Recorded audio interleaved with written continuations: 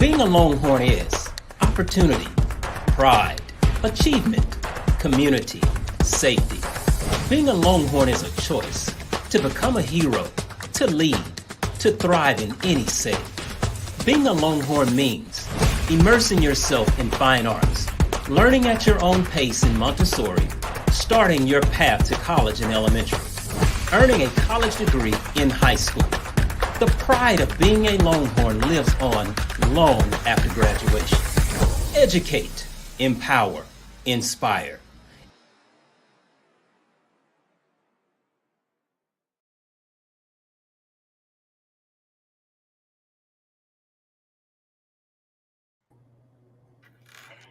Good evening, everyone, and welcome to our second Digital Parent University of the 2022-2023 school year.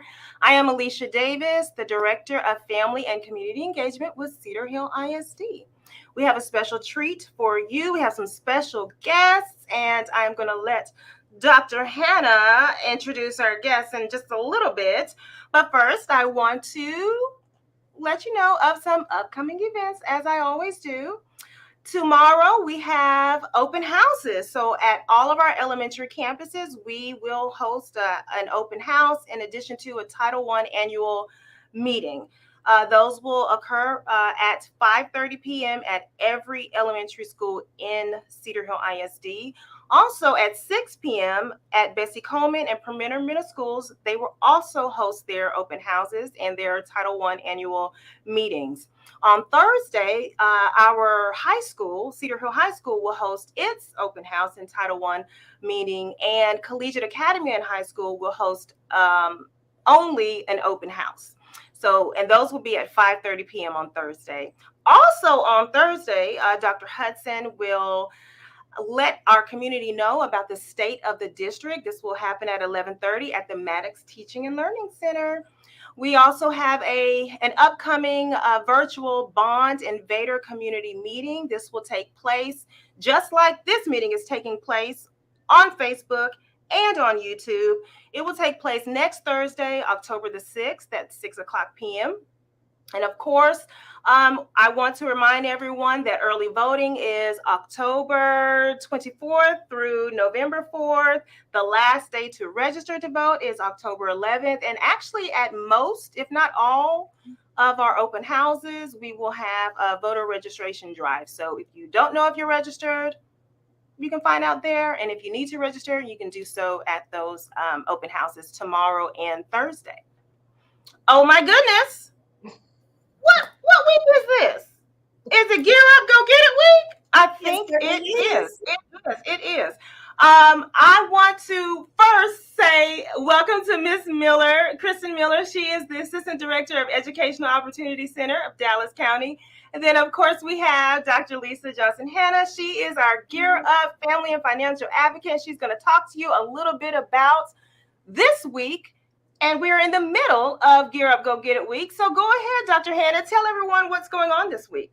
Thank you so much, Ms. Davis. We are in the middle of an amazing week here on campuses at Cedar Hill High School campus, as well as with the Collegiate High School as well.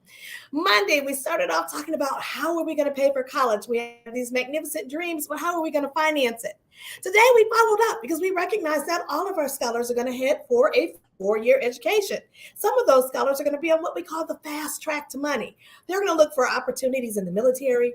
They're going to search or look for or pursue post-secondary education opportunities that are needed, for instance, to work in some of our more mechanical industries, such as electrician, et cetera. So they may be more interested in a trade school, or maybe they just want to go directly to the world of work. And so we've had in today our Texas workforce representative to assist those students that needed assistance in that regard.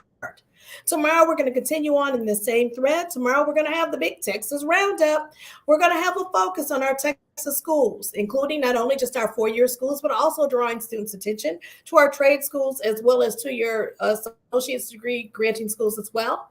On Thursday, we have some special guests in to help us with this College Week theme. The Prairie View A&M Marching Storm Band is going to be on site at Cedar Hill High School at 10 a.m. to not just perform for our students, but also to share some tips and best practices about what they might do to best prepare to get ready for the world of college. And then on Friday, oh my goodness, on Friday is the big epic trip for 90 of our high school seniors. We are taking 90 of those seniors on what we call the Louisiana Circuit. We're going to visit Dillard, Xavier, LSU, Southern University. We're going to spend some time at Tulane. And when we say visit, we're not just driving through, we're going to fly to Louisiana. They're going to have an opportunity to meet with admissions representatives for all of those schools, as well as tour. And while we're at Southern, we're even going to have a chance to attend a Southern football game. For those students that aren't able to accompany us on this trip, those students on Fridays are going to have an HBCU Meet the Greek, Hispanic serving institution of opportunity while they're still here on campus. There's still lots and lots of work to do with Gear Up for this particular semester with our seniors. Please, please, please make sure that you are taking advantage of our Signifying text system and that you are taking the time to read those texts. Of course, if you ever need us, please do not hesitate to reach out to any member of the Gear Up team. Every junior, every senior in the Cedar Hill Independent School District is a member of Gear Up. So let's get on together and let's take advantage of those opportunities. So now, speaking of opportunities, remember I said we began this week by talking about how are we going to pay for college. And our guest tonight, in fact, came over to Cedar Hill High School on Monday to work with students, to talk with them about that very first step of financing their future education. Tonight, I'd like to turn it over to Ms. Kristen Miller, who is here from Educational Opportunity Center.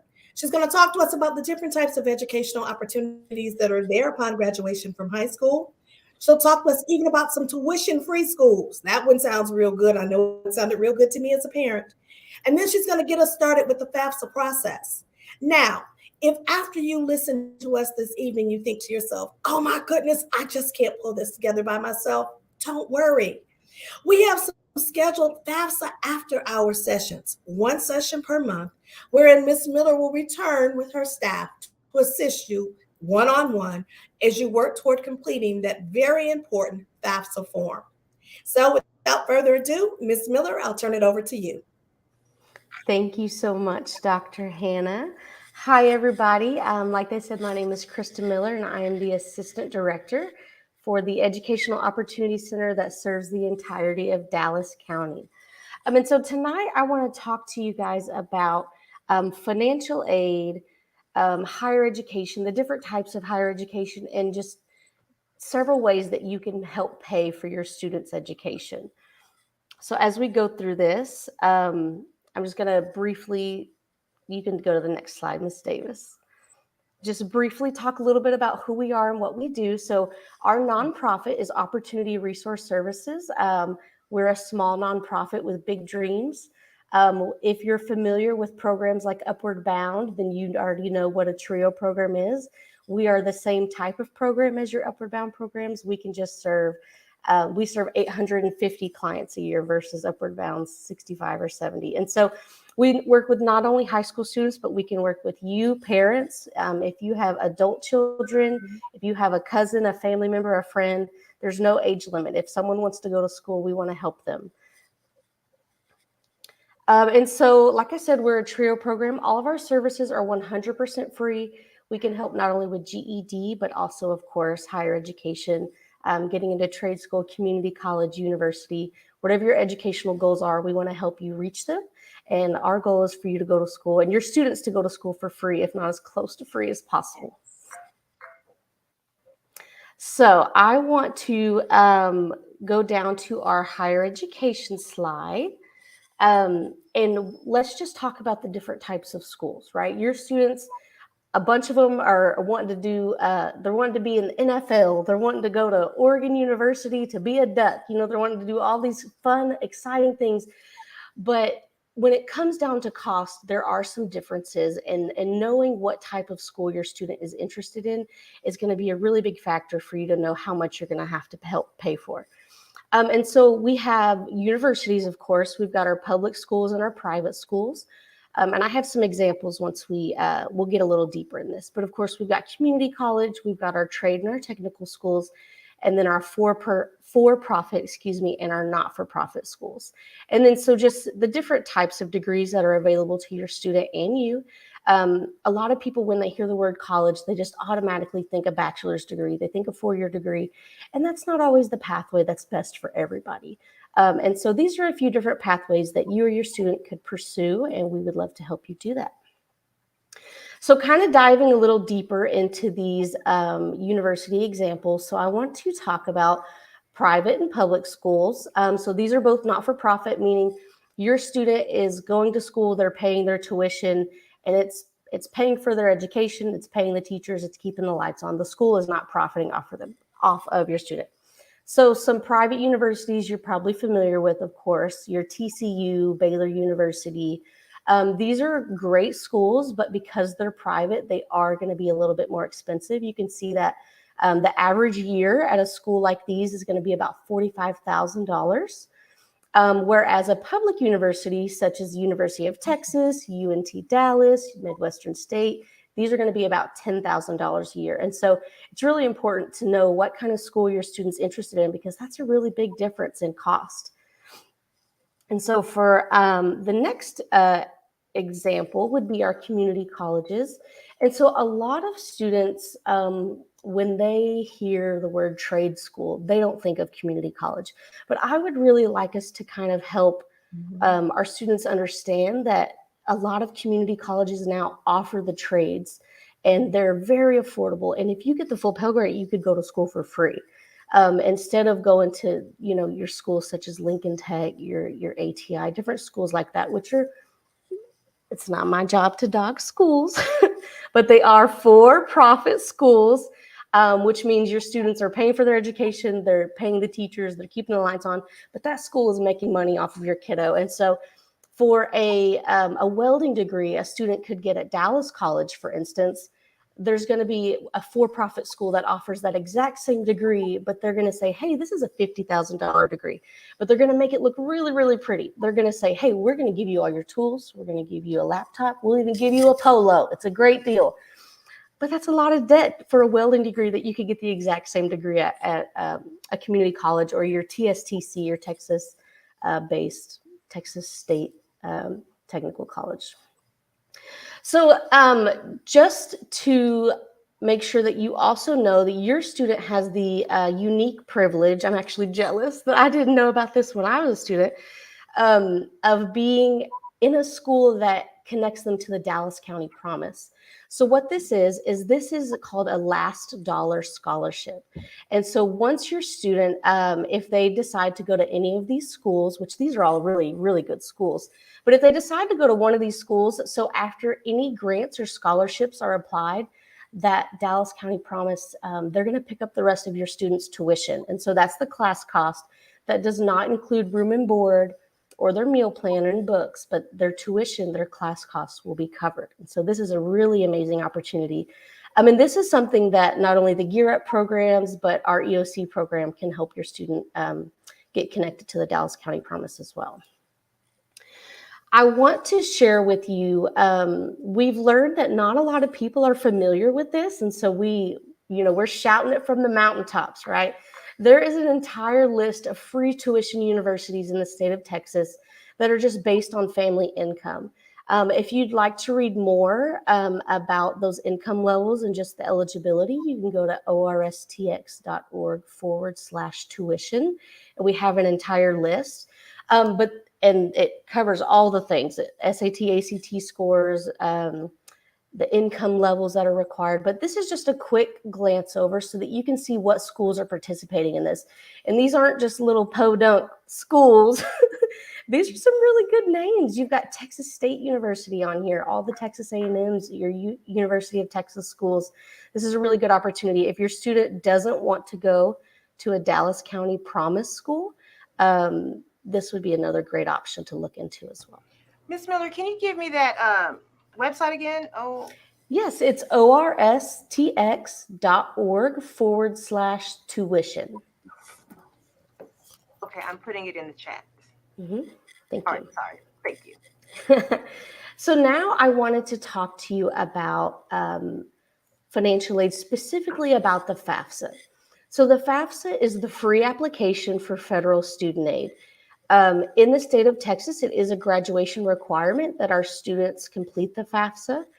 If you are just dead set on your student not completing the FAFSA, I would urge you to think about changing your mind or just have a conversation with me, but your student can opt out. But when we complete the FAFSA, what we're looking for is grants, which of course is money that your student does not have to pay back. Right now, the full Pell Grant for just 1 year is $6,895. And so they divide that in half per semester, so 3,000 and some change per semester. And so at the community college level, if your student gets that full Pell Grant, they're going to go to school for free, if not very, very close to free, just depending on how many classes they take at a time. At the university level, if your student's at a public university and the yearly tuition is only $10,000, $6,895 is just cut right off. I mean, that's really significant. And so that's what we're really looking for when we help your student to complete the FAFSA. It does also tell your student if they're eligible for student loans, but please know that it does not sign your student up to take those loans. It does not commit them to anything. It just lets them know, hey, if your family needs it, this is what you're eligible for. And the minute you hit submit on that FAFSA, you'll know what your student is eligible for. The FAFSA submission page is just going to show like a direct loan of $5,000 or $9,000, something like that. But the school is going to offer it in a few different ways. And it's important to understand the different types of loans. So it's going to offer a subsidized or an unsubsidized loan. And if you take nothing else away from this little loan conversation, is subsidized is superior. And the reason being is your subsidized loans will not accrue any interest at all until your student has to make their payments again, which is 6 months after they've completed their program of study. Whereas the unsubsidized loan, it will immediately start accruing interest the minute they've signed that contract. But the FAFSA will also allow your student, if your student's eligible for it, an opportunity to participate in work study, which is an on-campus job opportunity. It's really good for your student not only to have something they can put on their resume, but they can earn extra money to use towards gas, food, housing, things to help them be a successful student. And then, of course, scholarships. Scholarships, we could do a whole session on just scholarships. But to keep it short and sweet here, I always recommend the more local you can start, the better, right? So start with your high school, see what your high school offers as far as a scholarship listing. And then let's see what Lancaster High School's website shows. Let's see what DeSoto, and just kind of work your way out. Go check your local banks, your Lions Club, and they're going to be your better ones. And a lot of students shy away from those small scholarships, but those small scholarships, they add up really quickly. And especially if your student has a much higher chance of getting it. So that's my scholarship soapbox. Okay, so the Pell Grant. I mentioned that your student does not have to pay the Pell Grant back. And that is absolutely true. There is a little asterisk I'll explain to you here in a second, but the Pell Grant is need-based, and so it's different for every student. I mean, there's no way in the world that we could look at two families that have the same income and say, hey, you're going to get it and you're going to get it. We just don't know. It depends on how many people live in the house, what portion of that income is disability versus this versus that. And so don't count yourself out just because you think you may make too much. Let's just see. Let's complete the form. Let's see what you're eligible for. So I said it does not have to be paid back. And like I said, that's absolutely true. The only reason that your student would ever have to pay that Pell Grant money back is if they stopped going to school, they quit attending their classes, or if they let their GPA get too low. And so each school has a minimum GPA, 2.0, 2.5. They intentionally make it low. So, I mean, because they don't want students to lose their financial aid. But if your GPA does get that low, something has happened, you forgot you were enrolled, your leg fell off, something has happened. Yeah, it truthfully does not have to be paid back if your student stays enrolled in their classes. The full amount, like I said, is $6,895, and that does go up. Lately, it's been every year, it's gone up a little bit, which is awesome. Next slide, please. And so the first step in getting access to the FAFSA is to complete your FSA ID. And so some of you, if you have older students who have already gone to college, or if you yourself have gone to college, it's very likely that as parents you have an FSA ID already. So you will need one and your student will need their own. It's very, very important that your student's email is used on theirs, their phone number is used on theirs, whereas your information is used on yours. I have worked with many clients that they're like, well, my mom set it up, and now mom's at work and the student's 25 and they have no idea how to get into their account. But we want to create the FSA ID that will act as your electronic signature as well as your login for the FAFSA, and that will remain the same for the rest of your student's life. So we want to make sure that it's accurate, they've saved their information, and so forth. So you create that, you log into the FAFSA website, you just make sure you have all the information you need. So the FAFSA will always use prior year information. So for the 2023 school year, which is the year that your student will be completing the FAFSA for, you will need to have your 2021 tax information, so your 1040 and your W-2s, and that's the information that it will look at, and then you sign and submit, easy peasy. And so I wanted to, if you've never created an FSA ID, I wanted to include this on here so that you screenshot this, take a picture, email us if you need to. I will send this to you, but I want to make sure that you know how to do it. But you go to studentaid.gov, you're going to click on the Get Started button, and it's just going to ask you your basic information, your birthday, your social, your address, stuff like that. And so something to note is that if your student is a citizen, but you are not a citizen, that's okay. But you will not create an FSA ID in that case. What we will do is at the end of your student's FAFSA, so once you've put in all your information, there will be an option to print a signature page instead of having an FSA ID to submit. So you'll enter all your information and then you'll verify it. This is very important on step 4 and 5. Let's let the slide catch up. Yep. So you'll verify your email address and your phone number.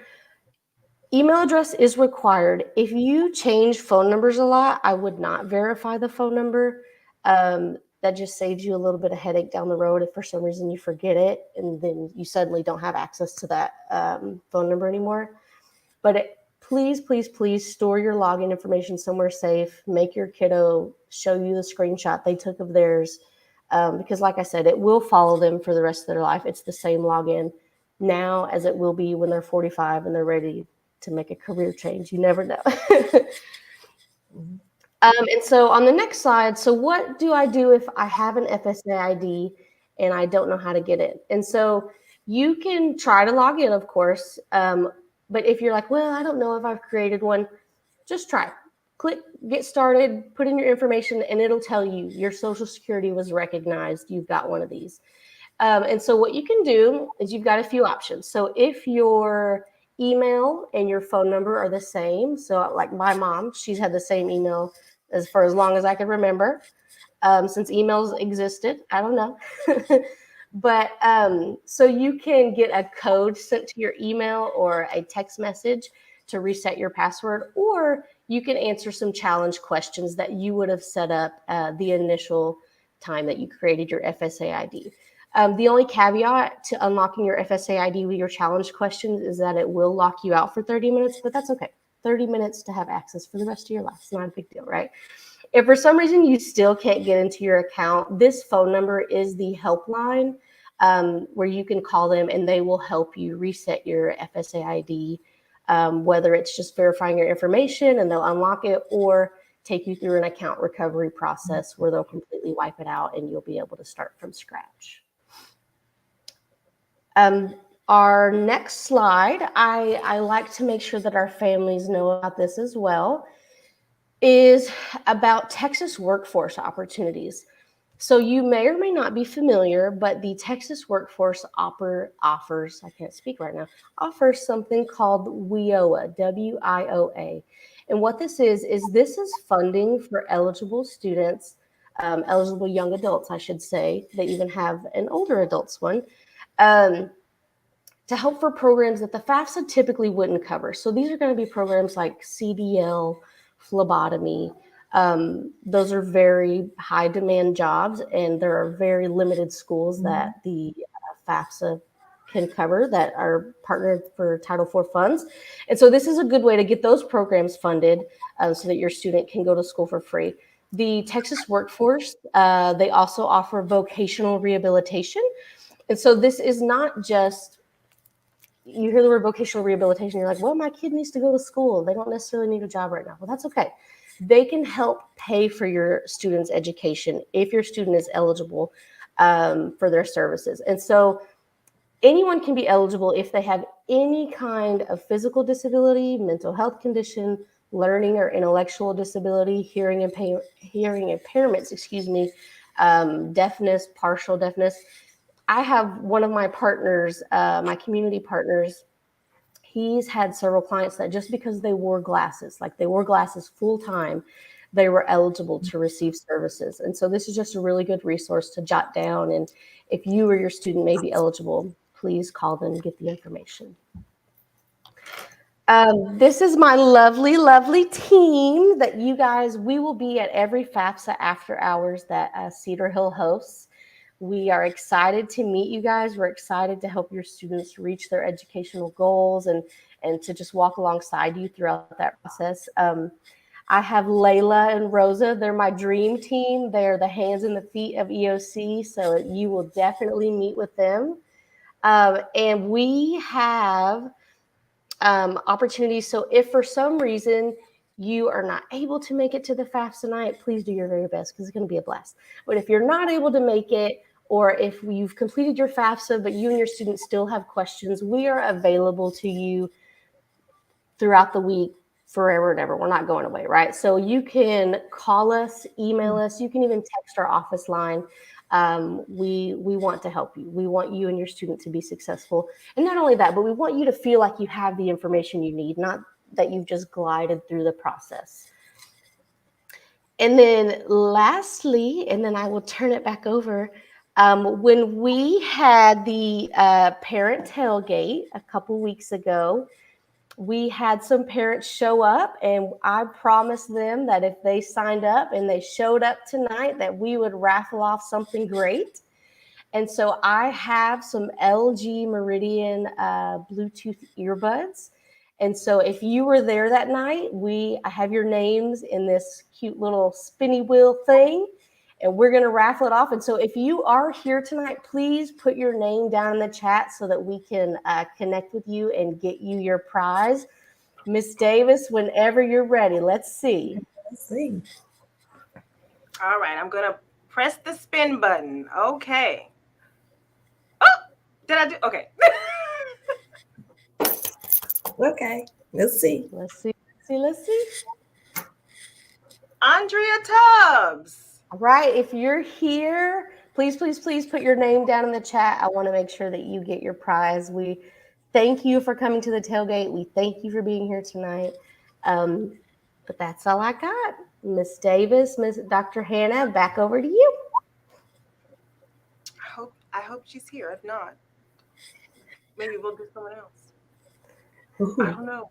We'll have to cross that bridge when we come to it, huh? We will. All right. So now I know that we have Layla Pennington and Rosa Caveras. We also have the director of Gear Up, Angel Hodges. We are about to do our Q&A session. So I'm about to put you all on the screen. So we will have them also available to answer any questions that you all might have. Okay. Now I did see one question earlier. Let's see. This was the question I saw. It says, are the high school students only touring Louisiana schools, or will there be an opportunity to tour Texas schools as well? And I'm sure that's for Dr. Hannah. Thank you so much. No, we're going to tour more than the Louisiana schools. The Louisiana Circuit Tour is just our very first tour for this year. One of the guideposts, so to speak, that we're using to help us plan the tours is what our students are saying to us. So, for instance, over the last couple of weeks at the high school itself, students were involved in senior chats. And as part of that senior chat, I asked for each student to please identify for me their top 3 college choices. And of course, the students went ahead and they identified those choices. Then based on that information, we are beginning to now put together additional tours as well. So no, that is not the only tour that's going. In fact, we have 2 more tours that are coming in relatively rapid succession, actually 3 that are coming up in the next couple of weeks. What we're doing that's a bit different maybe than what we've maybe done in years past, where you just kind of open it up, hey, is anybody interested? What we really want to do is to make sure that these trips are pointed and directed to those students that really have an interest in that particular school. So for instance, if a student indicated during senior chats a couple of weeks ago that they were interested in attending Texas Tech, then those are the students that I contacted regarding our Texas Tech trip on October 10th. I hope that answers the question. Thank you. Are there any other questions that you all might have? You all have the experts here. So if we have any scholars online, we do have several people watching live. If you have any questions for the Educational Opportunity Center staff or for our Europe staff, please feel free to ask those questions now. And then also, if Andrea Tubbs is watching, we would love for you to let us know so we can ensure that you get this prize. Otherwise, what if we pick someone else? Oh, did I say that? You did say that. If you have to be, if you're supposed to be present to win. It's great though. But she's great. I'm pretty certain. Okay. We may have talked to her earlier today, if not today, yesterday. She's amazing. Okay. So I'm sure that she's going to surface up. She's just trying to get her in. She's probably driving. She's trying to get somewhere so she can type. There we go. There's the excuse. So if I had to think about next steps, if I were a parent and I was sitting there and I was thinking, okay, what should I do next? Step number 1. If you're a senior, definitely, to be honest, irrespective of whether your student is enrolled at Collegiate High or Cedar Hill High School, by now your student should have received some direct assistance with signing up and establishing their own individual student FSA ID for the FAFSA. Now, again, for those students that are not going to file the FAFSA, those would be students that are not eligible for federal aid, they're going to get prepared for the task one. For those students, we encourage them to come forward to us directly one-on-one so we get them started as well. But again, if you're filing for the FAFSA, your student should already have that student FSA ID established. If they don't have it, this is the time to sit there and make them concentrate and get it done. If they do have it, then it's time for our parents to do the next big step, to establish their parent FSA ID. And assuming that we have both the student and the parent FSA ID up and ready to go, Saturday is the big day. That's when the FAFSA window opens. So we want as many of our families going ahead and filing that FAFSA as possible this Saturday. Now, that having been said, sometimes the FAFSA system will kind of jam up the first day or so. So you might want to wait until Monday. But I don't know. I feel like a contest is coming. I don't know. I've got to talk to Ms. Hodges about that behind the scenes. Ms. Hodges, I feel a contest. We need to look for that family that got it done first, because it's just that important. You wait till the end. You wait and think you're going to get it done in April. You're going to get a whole lot of student loans. And I know if you give me money, then I have to pay you back. So we want these students filing the FAFSA as soon as possible. So we'll work on some sort of incentive. And I wanted to also say, I forgot to mention this, I'm a little disappointed in myself. The reason you want to get the FAFSA done as soon as possible is in Texas. Texas is a first come, first served state for state financial aid. And your student must complete the FAFSA to be eligible for that state financial aid. Not only that, but a lot of universities, community colleges, in order to grant scholarships, the FAFSA needs to be done. So like Dr. Hannah said, it opens October 1st. Just be patient with the website. There's going to be 1.5 million people on it, but it's going to be worth it when your student gets the maximum aid they're eligible for. And they get the maximum aid, and you can keep some dollars in your pocket, parents. Yes, it's going to be worth it. Take yourselves dinner. Ooh-wee. So we do have a question. How do we sign our scholar up for Gear Up? What are the requirements and qualifications? How can I get more involved? I love it. I love it. So all scholars in the 11th and 12th grade this year during the 2022-2023 school year are automatically part of Gear Up. There's absolutely no sign up that is required. They are a cohort group.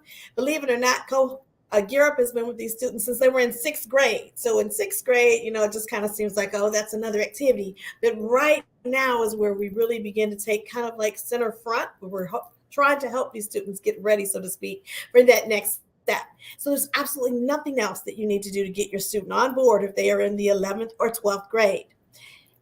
You becoming more involved, we'd love to have you. Do not hesitate to give us a call. In fact, I'll go ahead and I'll post my direct dial number in the chat. We'd love to have you get more involved and be more active.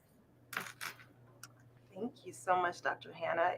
You did already answer this. How early should we begin the FAFSA application? It sounds like it's October the 1st. Isn't that Saturday? Yes, this Saturday, October 1st. Make everybody go to bed early on Friday night. This Saturday is when you want to get up and you want to get it done. And then you set yourself up a celebration for afterwards. But this Saturday is when we want to try to get it done. All right, here's another question. In regards to the FAFSA, as a step parent, does my student have to have my info on their forms? As a step parent. I will take this one. Yes, your student will have to put your information. And even if you were not married to your spouse now, in 2021, you will still have to provide not only the biological parents' information, but your information as well, even if y'all did not file taxes together. Very good. Yeah, that's a great question. Yes. Is it too early for my daughter to start her FAFSA process? She's in 11th grade. Well, now, I don't think it's ever too early. She should at least be able to establish that student FSA ID. I think it's a great idea to start to kind of streamline and get her focused on, okay, we're getting ready to wrap up the phase we're at insofar as her life transitions are concerned. So I think it's a great idea to go ahead and start that process with her now. It's also a great idea if you don't have an FSA established for yourself yet as the parent, to go ahead and establish yours as well. I would also suggest that you start looking at scholarships. Ms. Miller mentioned that you may want to start looking from local outward. And I'm going to tell you right here in City Hill ISD, there are so many different opportunities to find scholarships right here. The Gear Up department, if you go to our chisd.net webpage and you go to Departments and Services and you click on Gear Up, we have a scholarship page. The counseling department, Dr. Jackson's team, also maintains a whole entire list of scholarships. There are scholarships running over. I have a ton more, in fact, to research. Keep mining for them. Again, it's never too early to start. I think 11th grade is an absolutely phenomenal time. There are a number of scholarships, in fact, that are eligible, that students are eligible for twice a year. And there doesn't seem to be, the one I have in mind, there doesn't seem to be a limit with how many times you can apply. So remember, 1,000 plus 1,000 plus 1,000, it will all eventually add up. So definitely, yes, you're doing the right thing. Let's get started early. Oh, it looks like we have Miss Andrea Tubbs. She's here. I told you. Well, congratulations. What did she win again? She wins a pair of LG Meridian Bluetooth headphones. They're like AirPods, but the LG version. So I have your phone number, Miss Tubbs, and I will call you this week so that we can connect and get you your prize. It looked like someone was trying to take it for you, Miss Jones. It's okay, no. Oh, wait. Oh, that's so sweet. sweet. She was going to give it to you. She was going to give it to her. I'll save that for you, Miss Tubbs. Miss Jones says, will Gear Up be available for incoming freshman class? Ms. Hodges, would you like to address that? I'll speak. Hi. Yes. Yes. So I was actually just congratulating Ms. Tubbs in the chat. So what we will have is an opportunity to reapply with the federal government for an opportunity to have the Gear Up grant start again. Typically what happens is it will start in, say, 6th and 7th grade, like it did in the year of 2017-18 when the district initially got the grant.